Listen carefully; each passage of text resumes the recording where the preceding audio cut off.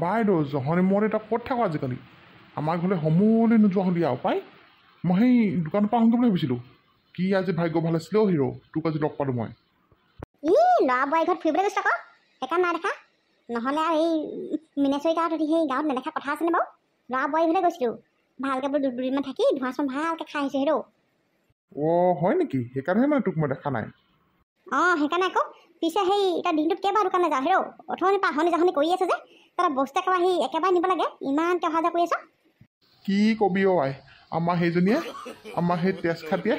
জানো সেই কাৰণো বাপেকৰ মাকৰ মোকো বনাইছে সেইবোৰ সেই পানীত হালধি দি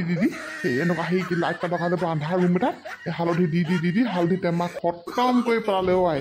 এই হালধিকে আনিবলৈ আহনি যাহনি কৰি আছোঁ মথনিৰ পৰা